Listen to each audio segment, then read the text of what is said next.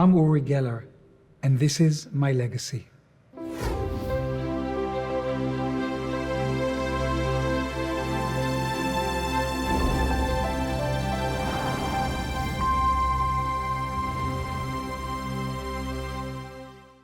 I would describe myself, Uri Geller, as a person that actually shocked the world with something quite trivial and surprising.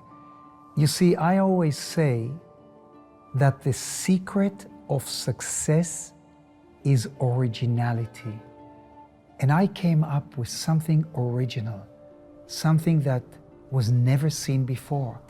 So I really shocked the world with that feat. I look at myself as someone, maybe a freak of nature, maybe a little advanced, ahead of my time, maybe something that triggered my mind power. My mental abilities began at a very early age. First of all, very few people know this, but when I was about a year old, my mother put me in a pram under a window. At that time in Israel, it was Palestine, and the British were the rulers in Israel, in Palestine, and a British soldier shot 2 bullets into our window from across the railroad station. And I remember that. I remember the glass shattering, falling slow motion onto my face. There was a little teddy bear that covered my face, and nothing happened to me. I wasn't even scratched. So maybe that was a shock. Maybe that was the actual trigger. The second experience that happened to me that definitely falls into the category of a shock is the following. I'm about 5 years old. I'm playing in an Arabic garden, magical garden. And I heard kittens cry. And as a 5-year-old, I'm looking for them. Suddenly, out of nowhere, I see a huge sphere of light. It's strobing. It's almost like a living entity, but it was just a sphere, a ball of fire. I look at this phenomena, and then I can see with my eyes a beam, almost, I describe it today as a laser beam. It hits my forehead, and it was so tangible, it's so powerful that it pushes me into the grass. When I'm asked today what I think that was, I have a few theories. Let's talk about the most rational one, that it was some kind of a geophysical phenomena. You know, sometimes the Earth releases different gases and who knows, but they form bubbles and so forth. Maybe that was a very simple, has a simple scientific explanation.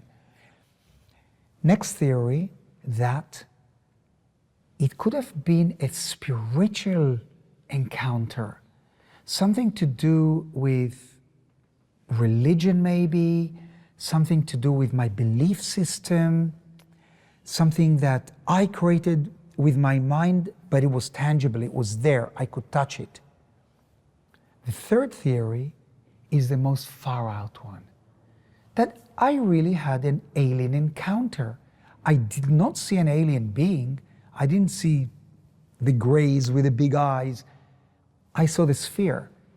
But after I've told this story over and over, I get thousands of emails from people telling me, we had the same encounter. Very soon after this encounter in this magical Arabic garden, I'm eating soup. I'm lifting a spoon up towards my mouth. Suddenly, the spoon bends and breaks. Then I thought to myself, hang on, spoon, can I do it again and again? So I tried it in school. And I tried it, and I showed it to my mother's friends. Everyone was shocked, surprised, amazed, aghast, say, what is this? That's when I realized that I had something different, something unique. My friends in school, pupils, they were good in basketball, they were good in soccer, they were good in arithmetic. I was very average, but I was good at bending spoons and reading minds. And the way I discovered that I could read minds was I was not good in mathematics, in arithmetic. So I could concentrate on the back of a pupil's head and I would copy the answer. The teacher didn't know how I got the answer right when the equation was wrongly written. Then I could look at the clock on the wall, will it to move an hour ahead. So I started discovering things that I could do at a very early age. Later on in life, I had to label myself. Of course, I had to always reinvent myself. And today, I look at it as the phenomena, I see it as the field of the paranormal. There is a section of it that is mind over matter, psychokinesis, telepathy, the ability to do extrasensory perception, but I was always controversial. As I was growing up, I used my extrasensory perception, for instance, to make my mother win in card games.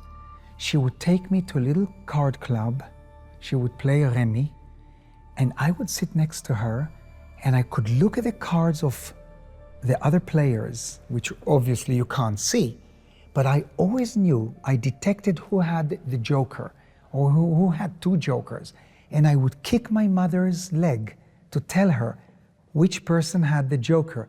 In a way, it was kind of cheating, but I could do that telepathically, and my mother would win quite a lot of money, which would help our existence because she was the earner.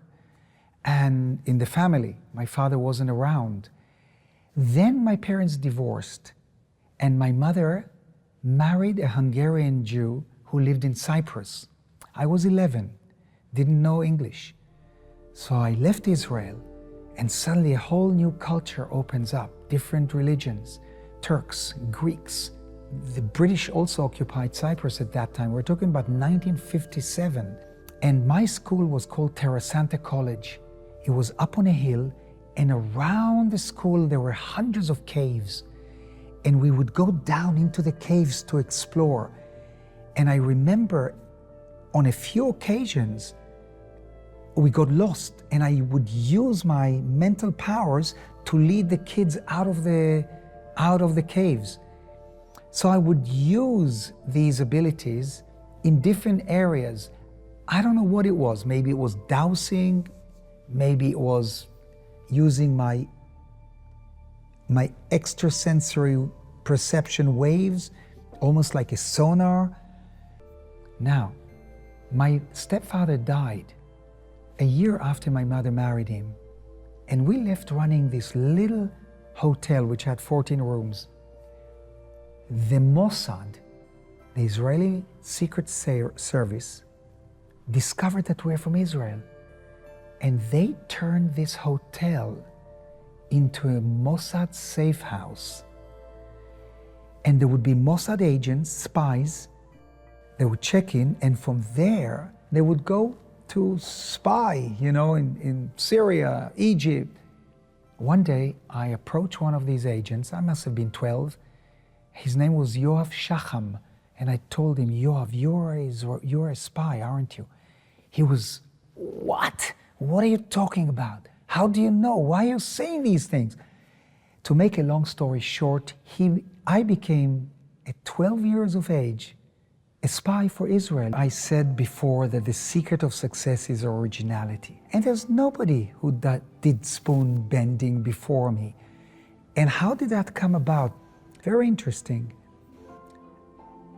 I was on a major television show on the BBC in 1972. It was called the David Dimbleby Show. And I'll tell you how it came about. I'm sitting around me skeptical scientists, and David Dimbleby hands me a spoon. And he says, "Show us your powers." And I hold the spoon, and suddenly I do something that I've never done before. I look into the camera like this, and I hold up the spoon, and I say, "Everybody at home, go and get your spoons." I didn't realize that I sent 10 million people to the kitchen. Everybody came back to the TV screens holding a spoon, because no one could believe that spoons are going to bend in their own homes, in their living rooms in Scotland, in Wales, in England, and this is what happened. I'm reminding you what happened on that show. I hold a spoon and I stroke it very gently, and I look at it and I say, "Bend, melt, bend, melt." And look, the metal is becoming almost like plastic. Plasticine, no heat is produced. I say, "Bend, melt, bend," and look, and then I went like that, and the spoon broke. Bend, melt, bend, melt, melt.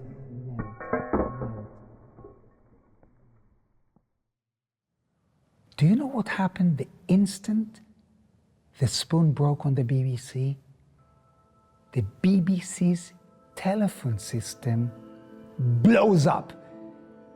Not because of me, not because of my energies, but because spoons were bending in people's homes. When the phone calls were coming in, at that time, the system couldn't take 100,000 calls at the same moment. And the phenomena was huge. Not only spoons bent, but watches stopped, watches moved, pictures tilted on the walls, lights flickered. This was a mass phenomenon all over England. The next day, the headline screamed, "Uri Geller puts England in a bend." My introduction into the CIA, or to the CIA, was an interesting process, and I have to go back in time for you to understand what made the CIA interested in my powers. It started with the Mossad. I started performing in Israel in 1960, end of 68, 1969. And I was introduced to generals who actually came to see my shows in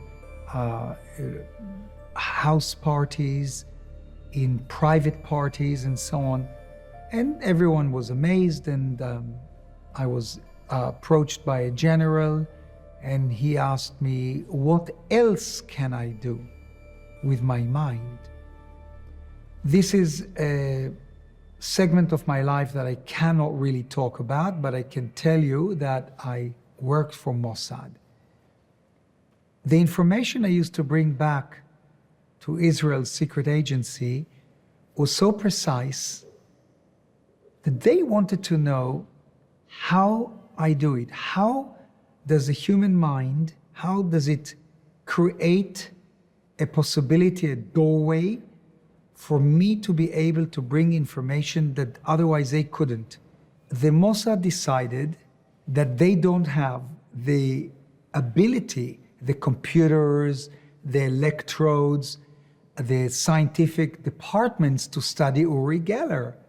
So they pick up the phone and call up the CIA, because the CIA and Mossad were working together for many, many decades. And I guess they still do. So they asked the CIA whether they would test me. And of course, the CIA jumped on the idea because they were very concerned, the CIA were concerned that the Russians were ahead of them in psychical research. Now, the CIA already got information about me, and they make a deal that the Mossad lets me go, releases me. And I leave in 1972, straight to Palo Alto, California, to Stanford Research Institute. And that's where Dr. Hal Puthoff and Russell Targ and Edgar Mitchell and all those scientists who had very direct links to the CIA, they set up the experiments with me. So that was the beginning. This film describes a 5-week investigation conducted at Stanford Research Institute with Uri Geller, a young Israeli. The film portrays experiments that we performed with him just as they were carried out. Each scene has been taken from film footage made during actual experiments. Nothing has been restaged or specially created. The experiments in Stanford Research Institute conducted by these scientists for the CIA and the American Defense Department, they were all done under laboratory-controlled conditions. Actually, one of the scientists, Russell Targ, was a magician, so he knew trickery and so on. They built a Faraday cage, or maybe they already had a Faraday cage at Stanford, and I sat in this Faraday cage, in this shielded room, and drawings were done outside the room or in houses of the experimenters, and I was not allowed to touch them, and I had to sit in that room with a marker and paper and duplicate the drawings that were inside the sealed envelopes. And I was 100% correct almost all the time. Some drawings were millimetrically the same size. I explained it that I was so precise because I had time. On a stage, not under laboratory-controlled conditions, in a show, I don't have time. I can invest 2 minutes, 2.5 minutes into a telepathical routine, but there, trying to receive a drawing with extrasensory perception, I could sit for half an hour. One of the most complicated one was a bunch of grapes.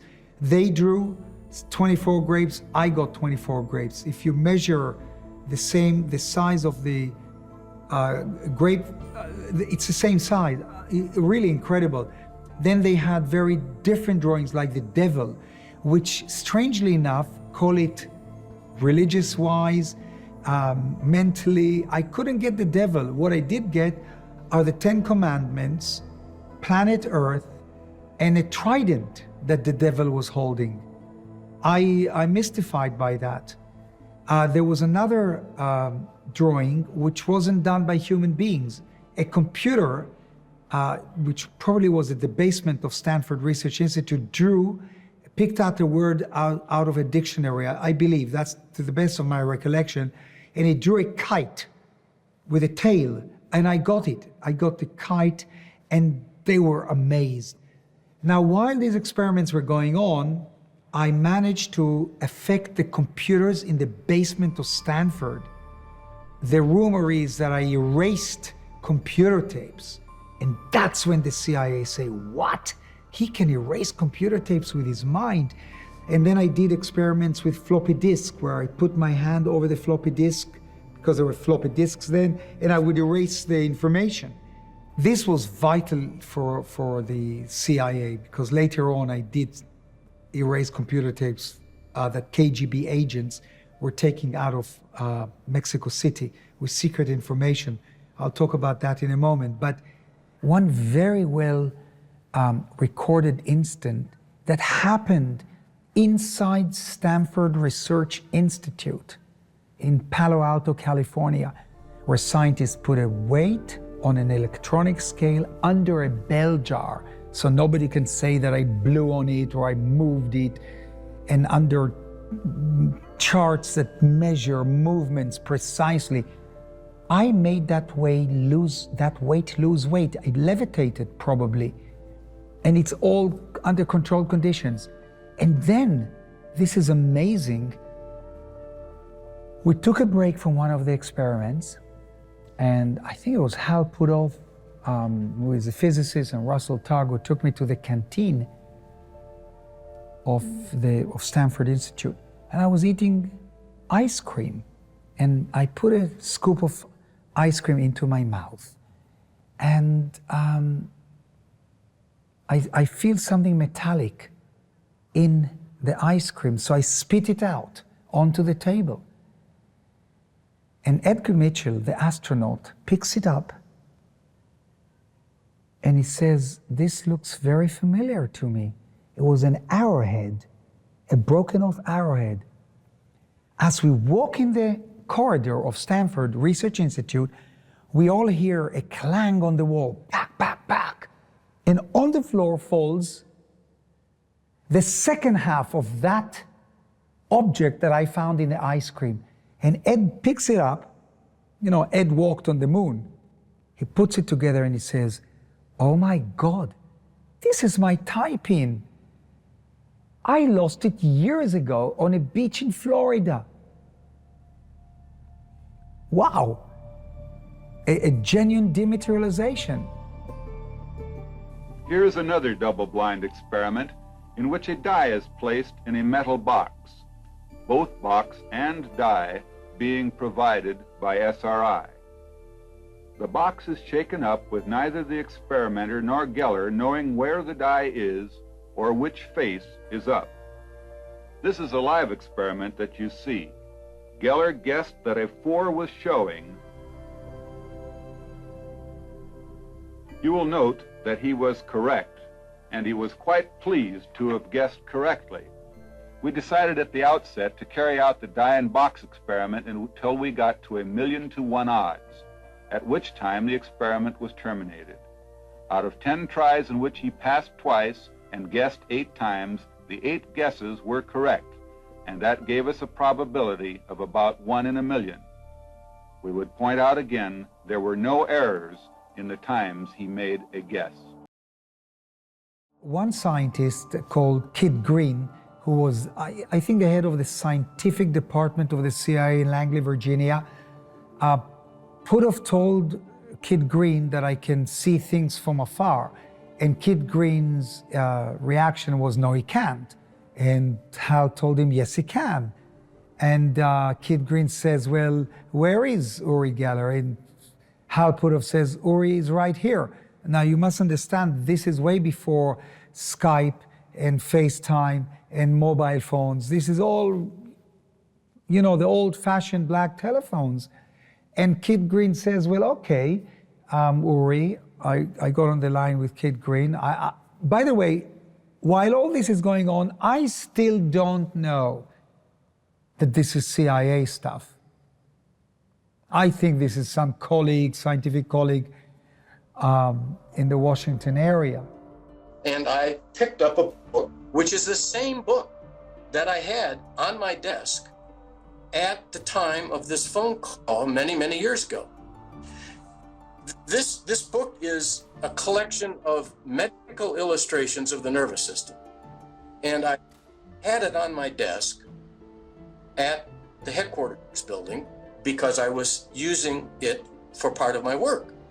And I opened it up to a page and I just stared at it. And he said, "Well, seeing something kind of strange." And I say, well, I start drawing things and I throw them, I crumple them up, throw them in a dustbin, until finally I get a drawing which looked to me like scrambled eggs.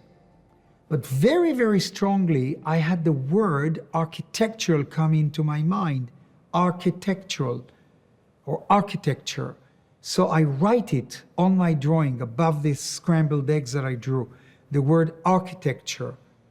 And that's it. So I deliver the drawing out of the Faraday cage, or I can't remember where I did it.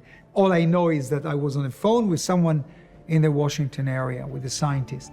Later got a copy of that drawing, and I was astonished to find that what he had drawn maybe does look like scrambled eggs, but it was a section of the human brain, a sagittal section from the side of the human brain. But the thing that caught my attention was he had written across the top of his drawing the word architecture. Architecture. I had written in my handwriting the word architecture of viral infection. I was looking at biological warfare effect on the nervous system of a threat virus. And I'd written on my notes, book, architecture of a viral infection. And I got it. And that, I believe, convinced Kid Green there's definitely something here that has to be studied.